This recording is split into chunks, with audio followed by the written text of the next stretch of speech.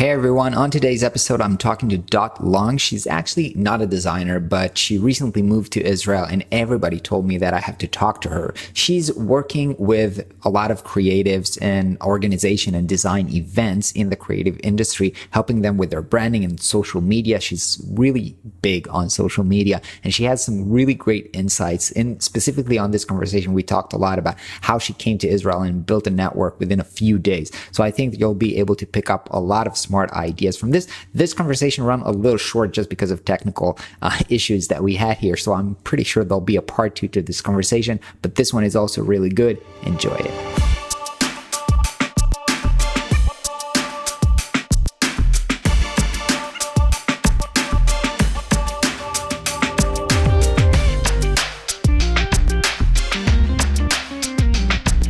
Hey Dot. What's up? What's up? We just met today. You came to Israel. You're moving to Israel. Yes. And we had a lot of mutual friends who said, meet up for a blind date, which we did. We went out to lunch. Then we came here to record podcast because you can't meet new people without recording them Exactly. these days. And then we talked for like 20 minutes without recording. So now we're just going to keep on the rambling fest. We've been talking your agency, but maybe you want to talk about moving to Israel, to Tel Aviv, as a creative person, oh my gosh, as a creative entrepreneur about to start her new adventure. In a new country. Yeah. New adventure, new country, new people, new language. Oh my God. I've been in Barcelona for like the last 7.5 years. And it's been the best experience of my life on one side of the Mediterranean. So now I want to go to the other side of the Mediterranean because why not? I think Tel Aviv has a lot to offer. It's a huge tech hub, and I'm just really excited to start new collaborations and like meeting new people like yourself, and just really learning and discovering more about this part of the world that I really have knew nothing about until this last couple of months. So it's been really interesting, and I'm already meeting a lot of amazing people, and I just have a really, really good feeling about Tel Aviv. So you came in and dropped exactly at the UX Salon, which is one of the biggest design conferences. It was like meant to be, right? Yeah. It was like totally. How did you know about it? So I literally was like, okay, I'm coming to Tel Aviv on March 4th, and so I went into Facebook, like all the different events, and then I saw this UX Salon, and I'm like, okay, it's happening in a couple days. Let's check it out. So I went into their website. I'm like, this looks like a great professional conference. Why don't I know about this? And there's so many people coming from the US, like Dropbox is there, Shopify is there, all the product designers. I'm like, why am I not here? Why didn't they invite me? Hello. Hi, Avi, if you're watching. Hi, Avi, if you're watching. By the way, I hosted UX Salon a couple of years ago. Yeah. I heard. So I basically was like, wow, well, let me email info@UX Salon and see if they need help with social media. Ah, amazing. Always bring value. I'm always trying to help and people get the with free social ticket. Media. Did you get the free ticket? Well, I definitely got that and more. Nice. I actually did that as well with Typo Berlin. I went there, cool. like, I love that conference. I have a YouTube channel. Maybe I'll cover your event. Sure. And they were like, hey, yeah, give me a free ticket. Sure. That worked well. Yeah. And so I literally, I don't know how I have such amazing luck, but I came to Tel Aviv. I don't know anyone here. And so you went to the event without knowing anybody? I didn't know anyone. I really? Literally so I emailed Avi and I'm like, hey, let me help you with their social media. And we it was 3 a.m. It was 3 a.m. Tel Aviv time and 2 a.m. Barcelona time. And we just got on a Facebook video chat and, I told him a little bit about myself and what I do for events. And he talked a little about himself and we're like, okay, let's do a collaboration because collaboration is a new competition. Right. And, we'll come back to that later because we skipped to that, which is a very, very important concept. But let me know, weren't you scared of going to an event without knowing anybody?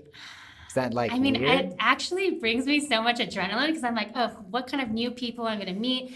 What kind of people are in Tel Aviv? And what kind of, creative people are here and designers but actually now that I think about it, sorry that I'm cutting you off, you kind of positioned yourself right alongside the kind of event management, then get into the dinner with everybody, right? I was at the dinner, I was at the speakers dinner, I was at the closing dinner, I was at the lunches, And that is how networking works, right? People are like, how are you so good at social media networking? Because you actually do real life networking offline and you bring it online.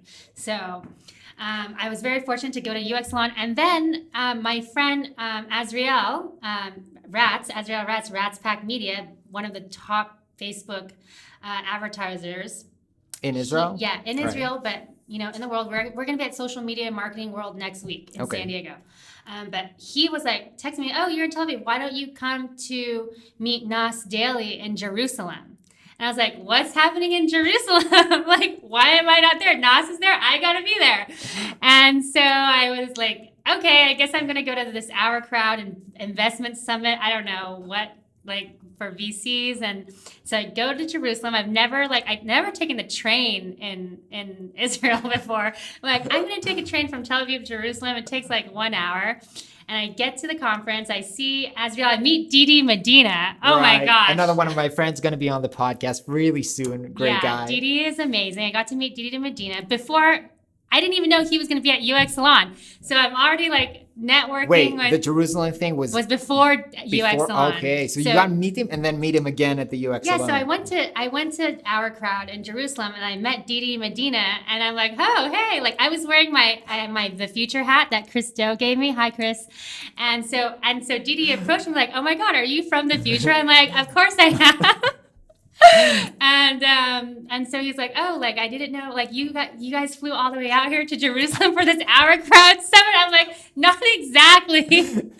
But so I got to meet Didi, and then I met Nas Daily. He gave the most incredible workshop and an amazing keynote Thursday in Jerusalem, and then I went back to Tel Aviv to begin all the UX Salon festivities. So just in like the 5 days I've been in Tel Aviv, I've met all the people at Our Crowd, like a bunch of like investors, new tech companies, and then I, was in UX Salon, like as, part of the team. And so it's just been so amazing how welcoming everybody in this country has been and just like already into my regular but life. I want to mention something because I think like if a lot of people hear this, I think this is really important. You mentioned like everybody's so nice, right? But you did the first step. You were proactive. You sent that email. Hey, I want to come help you for free and that kind of led you into meeting everybody, and then one step led to another. But like being proactive, taking action, like checking out what's in town and being willing to go there without having any friends or somebody. I would say that's pretty brave. Thank you. Coming to a new town and like hustling. And you're even on vacation. And that's how your vacation looks like, right? Yeah. I'm just, I don't really consider that hustling. I'm just doing what I do best. And I'm always trying to meet new people. I always want to like build a creative community around me because the creatives are the people, are so important for me, and I need to be close with them because they're creating the future. They're building, the next big thing, and that's who I support and that's who I serve. And I want to, be with people like you and see who else I can help along the way. So yeah, just doing my thing. Nice.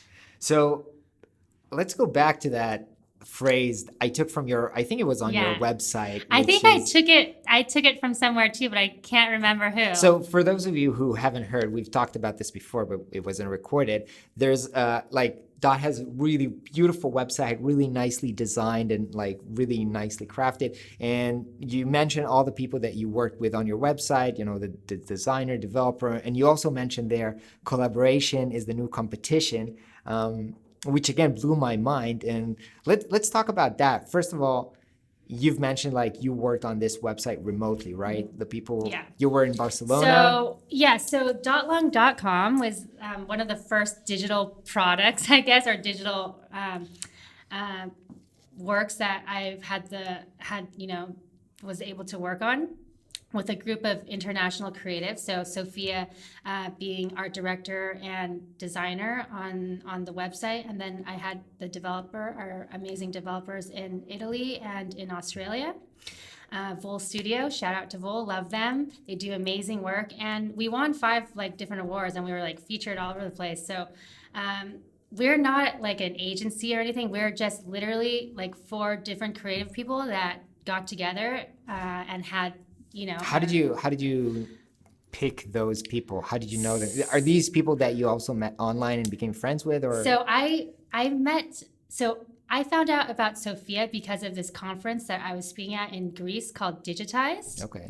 And at Digitized, they had a track just for women, for women designers, which I thought is so awesome. And I think more conferences should do that to like really spotlight female designers. And so I had seen her do a couple posts on Facebook about the conference because I searched the hashtag, like, you know, who's posting about Digitized. Okay. And I already looked at her work before. I'm like, wow, her work is... She wasn't speaking there? She was speaking at the women's, they had like a women's conference. And I was like, I need to meet this woman. So I like messaged her and I'm like, hey, like, I really love your work. Can we meet when we're in Athens? So finally... Not related, like outside of the conference? Yeah, just like, let's get to know each other. Because at that time, I've been trying to really develop my personal brand and come up with a logo and like whatever for 7 years.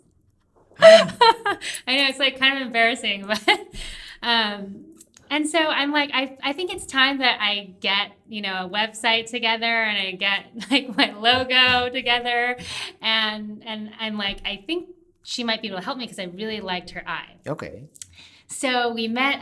I gave like a... Wait, so the first time you met her, you already had this kind of project in mind? I didn't know that for sure, but I was like, I've always been thinking about doing personal branding. Okay, yeah. I just didn't know with who yet. Okay. But when I met her and she gave me her business card, it was like, you know, one of those really nice, thick 2-inch thick papers. Yeah, it works. I was like, oh, this is beautiful. I want to be just like you. This is so weird because we're talking about like design and like branding but I felt there was, you know, I connected with how she presented herself and off and online. And I was like, this is the woman that I want to work with. And so she helped me, you know, come up with the visual concept for Mother of Dragons. Wait, so let's talk about that concept before. So yeah, your name, Long, is in Chinese. So my last name in Chinese, Long means dragon. Right.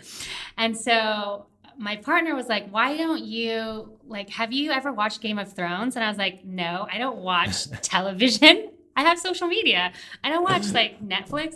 And he's like, well, you should watch Game of Thrones because, you know, you're like the Khaleesi of social media. I was like, okay, what the hell does that mean? And he's like, well, aren't you like trying to like develop your personal brand? I'm like, yeah, so why don't you think about calling yourself like Mother of Social Media Dragons? I'm like, I like the sound of that. I really do. It's incredible. It's so memorable, very, very powerful. Thank you. And so he was like, so here's like the whole DVD collection, or I don't know if it's DVD or it was all downloaded at that time. And I was like, okay, I have to do my research into R&D. Right. So I literally like put on Game of Thrones and it was like during Christmas and I didn't leave my seat for like 2 days straight. I watched all seven seasons of Game of Thrones. And I was like, yep, this is the perfect name that is exactly what I want to call myself, which is Mother of Social Media Dragons. And so I told that to Sophia and I'm like, this is what I want to be. Right. So how can we, you know, make it digital? And what colors am I going to be? And like, what fonts am I going to use? Were your hair purple at the time as well? Yes. Yeah. Yes. So I think I just love the color purple because it's actually also for those of you who can't see, it's on the nails as well. Oh yes. On the Sophia would be so proud. This is like she's taking branding to the next level. I have my brown colors on my nails. So yeah, she was like, you should get your nails colored painted purple before we do the photo shoot. She's like, she's so detail oriented, this woman. I love her. She's amazing. So wait, she was in Greece, you were in Barcelona, and she directed the photography session? Yes. So actually I flew her out to Barcelona so that she could be even more hands-on. She didn't have to, but I wanted like the whole team. We had amazing photographer, Anthony Beristain from Barcelona, and we had already had a chat, and like a pre-production meeting Okay. online before we actually did the actual shoot. So at the shoot, we did the portrait and then all of the different 3D elements you see on the Yeah, website. I actually thought it was rendered 3D, but it's amazing that it's been So photography. yeah, it's actually photography, and then you know, we got on Bull Studio to do the development because I met them at Digital Design Days, and he was giving a workshop at DDD. And I'm like, this must be the best guy, so I want the best guy. So basically, I So basically, you take meet this. I talented meet people, and then right. I like take them with me. No, it's to steal incredible. them. You know, I'm also, because I'm also kind of like collaborating with other people when I work on projects, but it's very hard for me to extend my network. You know, I go over online portfolios and it's really hard to know who are the best people. But now, like what you mentioned, like you meet the best people talking at conferences and stuff like that. That's a really good input on, you know, you not only meet them, but you build relationship with them before And it's you a get gut, to work. it's a real gut feeling as well. Yeah. I think you get a gut feeling about someone when you first meet them. You have like 2 seconds to make that impression, and I think you know if you're gonna get along with someone within like the first 7 seconds or not. I really believe that. Yeah, it's true. Totally true. Yeah. So I'm glad we're. Yeah, sure. I'm glad I made it on the podcast. I knew, but just like, you know, I was watching your stories and I knew we'd get along just because. Oh like, yeah, you and get then to we know were people. in Chamonix. We were in the Yeah. Alps at the same time. It was like all meant to be. Like For so, sure. like during Digital Design Days, we went skiing. We had this post Digital Design Day massive ski trip with all For the- like, ah, the it was- designers. oh, really? Yeah, it was like for the speakers that Oh, wanted to amazing. I tag thought it was along. just, oh my and then some God. of How my come I friends wasn't as well. invited to that? Well, that you should have come. We were almost. I was like, oh, why don't we try to meet up Yeah. in France? Let's talk about that. How did you get into getting speaking gigs, which is something that I suck at? I've like huge Why- quite a big like online following, but that does not mean that I get invited to speaking events. and Well, stuff do you like that. want to? You have to decide. Do you want to become a speaker I at think events? I did If that. that's I a did. whole full-time job. Right. As I well. did and that- You're already I on did that for YouTube, a so that's a while. full-time job. Yeah. to be Oh, a so you mean YouTuber. like I have to decide where? Well, yeah, where my you have to focus is? decide. So decide like how much percent of your time are you going to dedicate to traveling and speaking at different conferences and marketing yourself to Right. get into conferences. I feel like it, and let me know if I'm wrong about this. I feel like it's kind of a clique or a niche or a circle. So once you get started, like the people from other events see you there, and then they start moving you around between events. So once you get in, it's all figured It's out. a You little just- bit of a boys' club like that, I guess. Yeah. I think most importantly is if you do I didn't start speaking on massive stages with thousands of people. I started speaking in Barcelona to my own events. Right. It was I had this Wait, events meetup. that you've set up? Yeah, so Right. I used to set up these little meetup groups called social media train wrecks. All right. So we basically got together every month and we talked about what the latest social media trends are and who's the who's who and influencers and they were just small meetup groups of it started with like 10 people, then 20 people, then it grew up to we had maybe 50 people at a time, and so I started giving presentations for my own meetup groups and inviting guest speakers and Right. in my own events and eventually I spoke at social media day or social media week in Barcelona and so if you do have an urge to be a public speaker, you need to know how to Right. you need to ask. You Yeah, need it's to true. ask to speak. It's true. I did honestly, I did some speaking engagements here in Israel as well. I did one in Poland. I did one in the U.S. I'm actually going again in Poland in June. But I felt like maybe my mistake was that I just, expected like the big shots to give me a call where I should have like built traction with maybe smaller events. In Israel, I'll tell you the truth, even if Avi is watching here. I participated for a few years in the UX line. At some point, I felt like, I needed to start charging money. And that was like a conflict with like, some organizers, they just ask you to speak, which is legit. It depends on the business model for the conference. But I felt like, at least in Israel, where honestly, it's not creating new connections because I already know everybody and I've been to all of these events and I see them all the time anyway. So I think I needed to kind of like step up my speaking games, and that actually literally just ended my speaking career here in Israel. But it wasn't like a priority. But I think next year I want to start adding this as a I think you have an amazing platform. You have 70,000 followers on YouTube. That is more than you can fit in an arena. Yeah. So you are a native public speaker, and now it's taking it out on the road. So you're going to be very successful with that, and I'll help you. Yeah, that'll be amazing. Get you on any stage you want. Yeah, wow, amazing. Let's do that. Let's do that. Like VidCon, it's all about connecting with people, seeing who can get you on the stages as well. If that's some place you want to speak, or put a list together of the top 10 places you would like to speak, and then work up to that list. Yeah, exactly. I never worked on it. Exactly. I just expected. Like I said, it's a full-time job, so you think about doing that. And actually, I heard this advice before. We're like, start pitching yourself to events. Honestly, I did that like the other week for an event in Brooklyn, and I got rejected, which is okay. I'm not being afraid of being rejected. That's completely fine.